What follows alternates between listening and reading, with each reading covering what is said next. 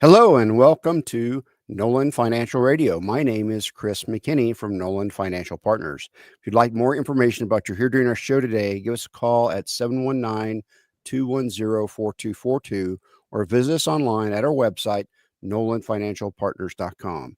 And while at our website, click on the radio page, check out our past shows, and subscribe to our program on Apple Podcasts, Spotify, or Amazon Music. There was some good news and bad news when the Social Security Administration announced its latest cost of living adjustment in mid-October. A CNBC article, Social Security Administration announces 2.5% cost of living adjustments for 2025, lowest increase since 2021 is where I read about it and brought out some details. So before we get to talking about this, let me introduce you to my co-host, Tony Shore, who's already anticipating Thanksgiving and all those mashed potatoes and stuffing. Wait. Yeah, I think he already ate all the mashed potatoes. I told you before the show, I knew you were going to bring up Thanksgiving. I told you before the show, I ate my own weight in mashed potatoes this year over Thanksgiving. Now we're already on to Christmas. I'm telling you, I've already got my targeting Christmas. What am I going to have for Christmas for dinner? Oh yeah. And there are my favorite Christmas movie, Chris, is Christmas Vacation with Chevy Chase. And I think a lot of people agree that that's one of their favorite Christmas movies. You know that movie, right? Christmas Vacation with Chevy Chase. Yes. There are financial lessons to be learned in there. And here's... What is it? It's a 1-year membership in the Jelly of the Month Club. Oh, God. Clark, that's the gift that keeps on giving the whole year. That it is, Edward. That it is indeed. See, Clark wrote out a check for a down payment for a swimming pool with money he didn't have because he was counting on his year-end Christmas bonus that he gets every year. Yep. But when it finally showed up, it wasn't the check. The company downsized and gave him a 1-year subscription to the Jelly of the Month Club. And everyone's all sad. But Eddie, always looking on the bright side. That's the gift that keeps on giving the whole year round. That it is, Eddie. That it is. I love that line. I had to play that. I had to play that. That is a good lesson that bonuses are not guaranteed. Guaranteed. They're not. You can't spend them before you get them. No, do not. Don't spend money before you get it, before it's in the bank. That's the financial lesson there. But today we are talking about cola and not RC and Coke or Pepsi.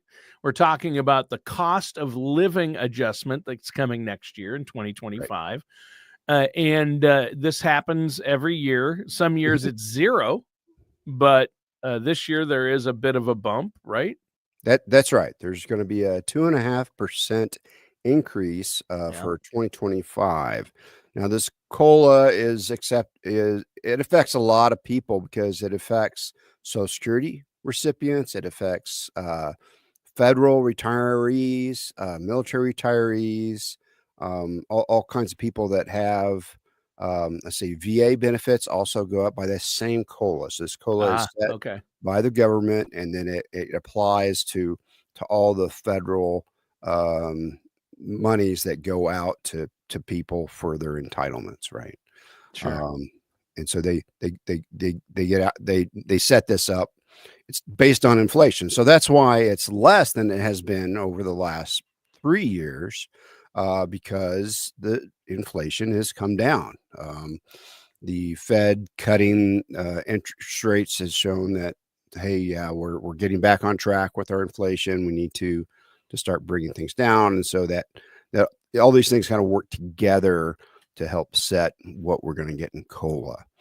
We had like an 8.7% increase in 2023 on COLA for Social Security. That was a biggest one in like 30 years. Wow. Yeah, that's huge. So, and this year it's down a bit, but it's still something, right? I mean, the average person is going to see what you said, like $50 a month. It works out to be. Yeah, it works out to about $50 a month. Now, this is going to be $50 more, but then also your Medicare Part B premiums are going to go up. So, because that's what happens, things go up. across the board. And so Medicare Part B is projected to increase to $185. So that's about $11 more than it used to be. So this projection came from the Center for Medicare and Medicaid Services. So it's the federal agency that runs that program. So pretty confident that that's going to be accurate there. So just know that just because you have an increase doesn't mean that's going to increase your income for Social Security that much, because you probably have those automatically taken out of Social Security before it hits your bank account. Right? Yeah, the Part B premium is going up about $11 a month, so you're going to net less than $40 extra dollars a month, Right. and On average. on average, not everybody will. Yeah, that's the thing, and Social Security is so important for so many people out there, and that's why God bless Social Security. God bless Social Security. And of course, if anybody has questions, Chris, about Social Security or Medicare, healthcare, and Yes. retirement, and wants to, if they haven't yet filed, you want to maximize your Social Security, they should reach out to you, because you have a deep level of experience in these areas. Yes. And that can be invaluable. Work with a financial services professional who does these things. And as an independent fiduciary, you're always looking out for your clients' best interests. And a lot of so-called financial planners don't mess around with Social Security or help you with it. And that is not good. And I know you do this all the time. So if our listeners have questions, they should give you a call, right? Yes, that's right. They should give us a call. We have some software that will run a Social Security maximization report that we can help look at. And then we can weigh that against your other investments, your other assets, and see, what is the best time. And that kind of leads us to my next topic is, when is the best time? Because benefits can increase by 77% if you wait to file from age 62 to 70. That's 77%. That's a lot. So COLA is also going to be on top of that increase, right? So if the longer you can wait for Social Security, there may have some real lasting advantages for you in retirement, especially if this is going to be your sole source of income in retirement. There's no, no pensions, no anything else. Maybe just have a pile of cash. The great thing about Social Security is it does have this cost of living adjustment, some inflation protection, which your money outside of Social Security does not have. Right. Right. And if working until age 70 isn't in the cards, I'm guessing that you would recommend at least working until you reach your full retirement age. Yes, there's a lot. Cases. In most cases, the sweet spot is between your full retirement age, which is probably 67, and then somewhere between 67 and 70 is the best place. Yeah. Excuse me. Excuse me a second. So you're so emotional about this topic. You're getting all choked up, Chris. All choked up. So that's the best time to take the Social Security is between 67 and 70 normally when we run our report. But the report doesn't always see everything that's going on with you. So we need to sit down and have that discussion about how your finances can best work for you. We've had people that filed for Social Security, and then we went and talked to them and we showed them, okay, if you wait, this is the outcome. And this is how you'll get to the time that you wait, or no, you stick with it. We had some people that filed and we had them pay the money back so that they could reset their Social Security start time for a later time so they could get the bigger amount. And now they're set up for a long time, and it's really worked well for them. It's not always the case for everybody, Right. But Sometimes you have sometimes, to file early, but if you yeah, do file early, like at 62 or 63 or 64 or 65 even, if you're locking in a lower amount, especially if you file at yes, 62. And you don't want to do that if you're going to keep working, because they'll just withhold it anyway, because they won't pay you out your full right, amount if you're earning too much or earning yeah, almost anything at all, really. Um, but back to the COLA. mhm. Uh, Social Security recipients are notified about that new payment amount for 2025 beforehand, typically, right?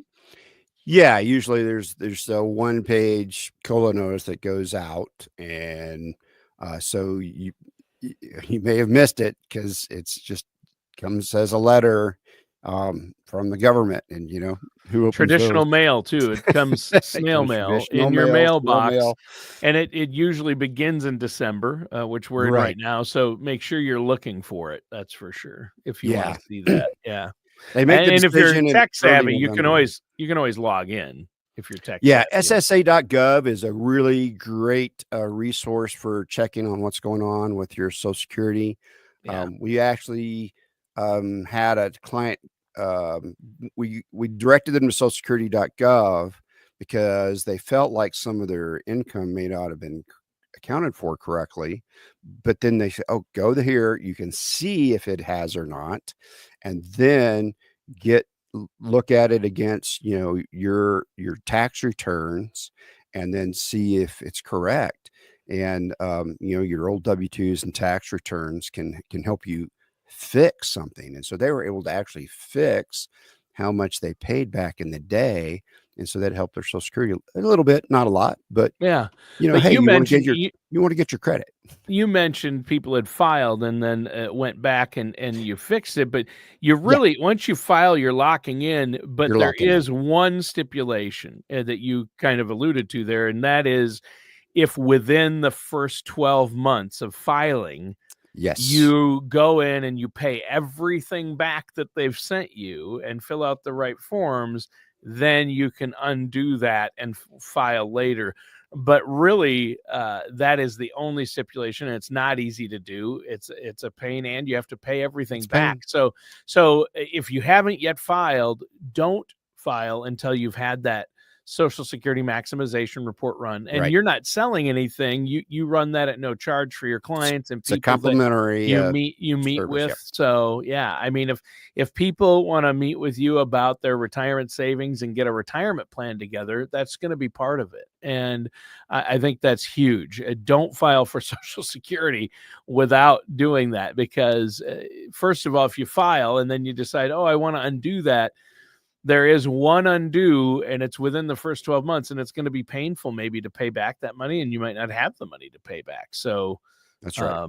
really, yeah, I hate to even hear you bring that up, and you've done that for clients, but it doesn't, you shouldn't count on that at all, in my opinion.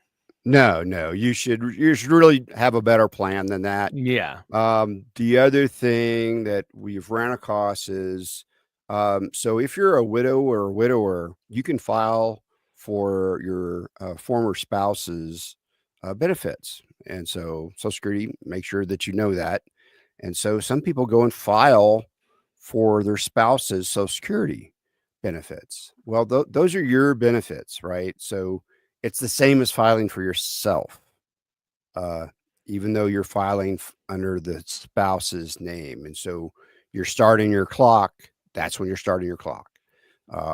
So that's something to know, that even if you're filing under somebody else's name, you're still filing for your benefits.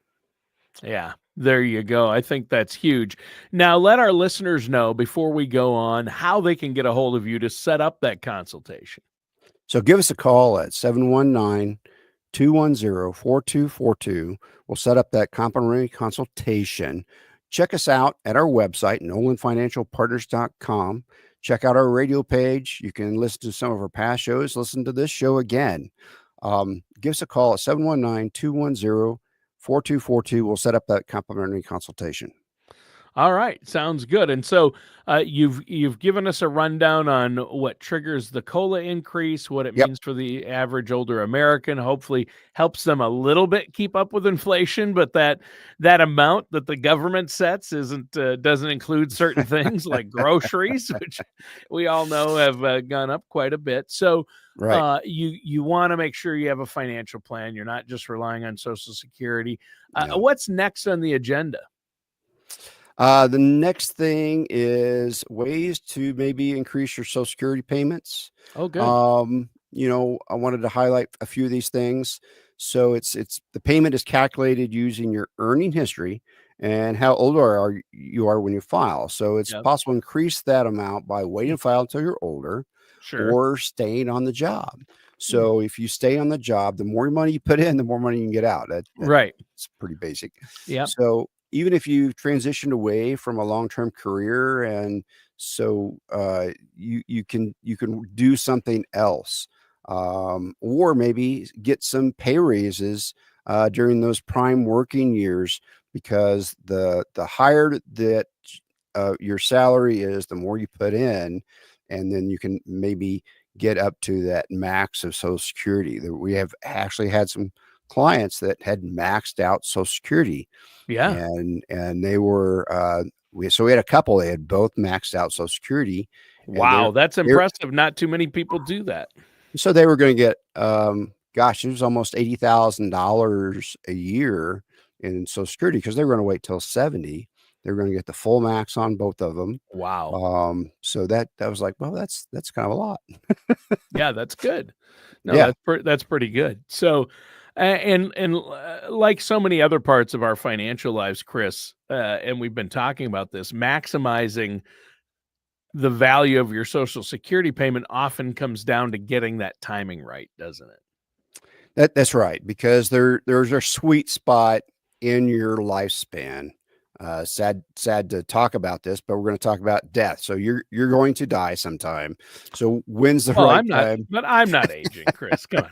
So when's the right time to start Social Security? If you don't think you're going to live past 75, maybe you start it when you're 62. Sure. But if you think you're going to live to be 90, then you should probably wait, because think about that, from age 70 to 90, that's 20 years of Social Security payments. Yeah. And so that's a lot. And is that going to outweigh if you started at 62? So that's 8 more years. So 28 years of Social Security payments. Wow. If you add, but if you look at the numbers, you'll get more money from 70 to 90 than you would get from 62 to 90. Oh, for sure. Yeah. Okay. Yeah. It's so quite much a bit more money. Yeah, it's quite a bit more. Right. And it's funny you mentioned that, like, your longevity makes a difference, and nobody knows right, how long they're going to live, but there are things you can look at, like family history. And in my family, my grandfather lived to 101, and most on both my mom and dad's side have lived until at least 90. Wow. Some past 100. So people say, well, I should, but then again, I look at all those people, and they didn't eat at the pizza bar a couple of times a week. They didn't eat they didn't hit the all you can eat pizza bar like I'm doing, right? They didn't have an all you can eat pizza bar. They were all farmers too, pretty much. So they were up at 5 a.m. working all day long, and I'm sitting here in the studio, and then hitting the pizza buffets. I might be able to chop off a few years at the end, hopefully. But no, it's in all seriousness, that's why this year, my New Year's resolutions once again are going to be getting healthier. But you have to look at all the factors. I mean, some people are going to either they absolutely have to have the money. If you have to have the money, you have to have the money. Because they can't work and they're 62 or 63 or 64, and they have to retire or forced retirement, or their health isn't good, you may need to file early. But in all other cases, for a lot of people, especially with people living longer, it's going to make sense to wait as long as you're able. I mean, my plan is to wait until I'm full retirement age 67. That's my personal plan. So why not 70 there, Tony? Yeah, well, that's just looking at the health reasons again. Maybe it depends. As I go, when I'm 67, if I'm healthy, I'm going to wait till 70. But Yeah. I'm gonna you make adjustments to these plans along the way, right? Yeah, because how But much once you file, you're once you done. file, you're done. There's no more deciding. Yeah, Right. It kind of depends on how many medications you're on yeah, and what the outlook for somebody on those medications are. And so you can kind sure, of talk to your doctor about it yeah. if there's a different lifespan for you than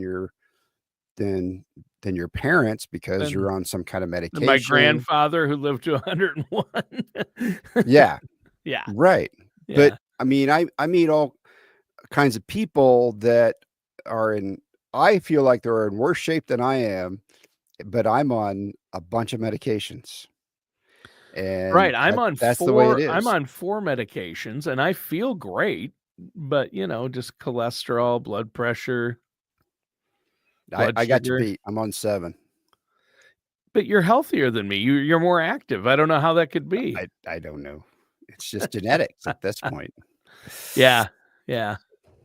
So and then that's what plays a role is genetics. Now my dad's still alive, and my mother's still alive, so they're My in their parents are still mid-80s. alive, and at one point when I was a teenager, and this is no lie, when I was already in my teens, low teens, I had 7 living grandparents. Whoa, 7. No that's lie. that's crazy. Uh-huh. Uh-huh. Yeah, isn't that I nuts? I had one living grandfather when I was born. Yeah.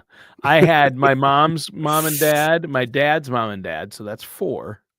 Then I had my grandma on my dad's side, her mom and dad. Wow. That's 6. And then I had on my dad's side also, uh, my uh, my grandfather's mother, Alice Shore, Wow, who was a that's school teacher and lived close. And I knew them all when I was a that kid. that's some good genes. That's some great genes right there. I'm loving that. Of course, my mom and dad got married young and had me young. So my Yeah, mom was that 19 helps. when they got married. My dad was 21, Okay. and they My had me like 2 years later. So my sister was born my mom was 21, I think. So, yeah, same. yeah. 19, 20, 21. Yeah, my mom was 21 when I was born. So Yeah. I've got that going for me, which is nice.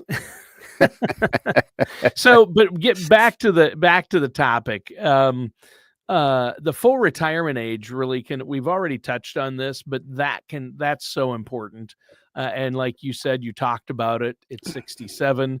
But yet the stats, Chris, it's funny just to talk about this. Mhm. I read recently that the statistics are the majority of Americans file at 62 when they're first eligible. And my neighbor, used to be my neighbor, he filed when he was 62 because somebody had told him that's what to do. He was still working full time with Oh, no. a high paying 6-figure job. He didn't get any of the money. No, he had a 6-figure job and worked until he was 70. Wow. So he could have waited until he was 70 and gotten so much more money, and he's still living. So I think he has some longevity. So I don't Yeah. understand. If you feel good enough to work till you're 70, you're probably gonna live for a while. Yeah, I saw him the other day. He looks as good as he did when he turned 70, and that's been a while back. So Yeah. interesting, huh? That is very interesting. Yeah, but the majority of Americans, over 50% of people who file at 62, I read. Why Yeah. would that be? That's just, and most of them are Well, making a mistake. they are, but the other problem is that 40% of Americans, Social Security is their sole source of There you income in go. retirement. I guess you're right. So So it's probably about 10 or 15%, but I think it's much higher than that. I think it's like 70%. it could be, Yeah. but when you say sole source, it may be, maybe higher than that because maybe they've got 100,000 something or some Yeah. kind of small Right. thing, some kind of annuity or something that is helping them otherwise. So the statistics are probably skewed there, but Yeah, that's a good point. It's But don't amazing the file amount of without working with somebody like yourself. If somebody's listening to this yeah. radio show or watching the video, they should go out. And by the way, watch the video. Even if you're listening on a podcast or the radio station, you want to pull up the video because talk about eye candy. We were basically, people begged us to do a video version of the show because of our good looks. Everybody wants to see Tony in that Under Armour shirt. Yeah, that's right. It shrunk. I swear, it shrunk. I didn't gain weight over the holidays. It's Thanksgiving. It's not because I ate my own weight in mashed potatoes. That shrunk right there. But seriously, it's so important, isn't it? Yeah, it really is that you have an education on when is the best time to take it for you that's specific for you, right?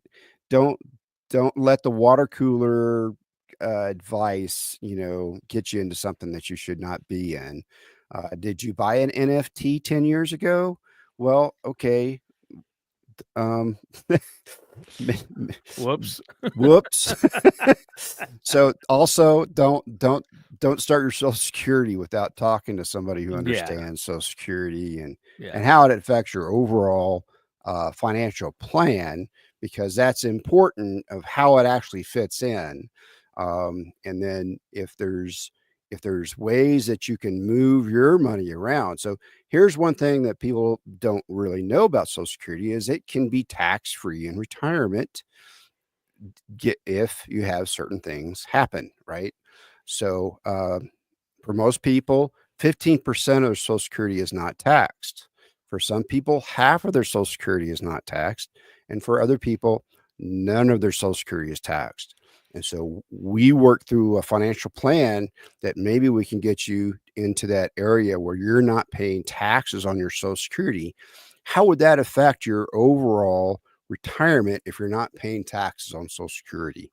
Right. And a lot of our listeners out there may not even realize that their Social Security can be taxed and probably will be in retirement unless you have a strategy set up to avoid that.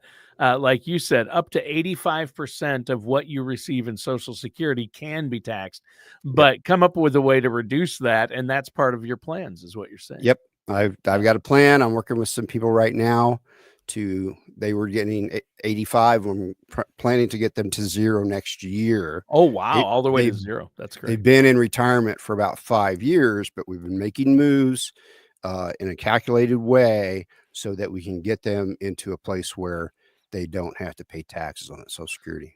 That's good. That's good. Maybe get some of that money in a tax-free bucket so it doesn't show as yearly income. I know your strategies there, at least some of them, but I know they're different for each individual or couple or family. So this has been a great show. We're almost out of time, Chris. So we didn't even get into spousal benefits. I know we've talked in past shows about that. Oh, sure. That's a big part of Social Security, and cost of living helps, though. Any increase is good. But before we go, one more time, let our listeners know how they can get a hold of you to discuss this. Listeners can reach us at 719-210-4242, or you can go to our website, NollanFinancialPartners.com. We can discuss how we can answer your questions about Social Security, your retirement goals, or any other elements of your financial strategy. So it's our goal to help you prepare for the retirement you've worked so hard for. So give us a call, 719-210-4242. All right, sounds good. And that does it for today's episode of Nollan Financial Radio with our host, Chris McKinney. Join us again soon for another episode of Nollan Financial Radio.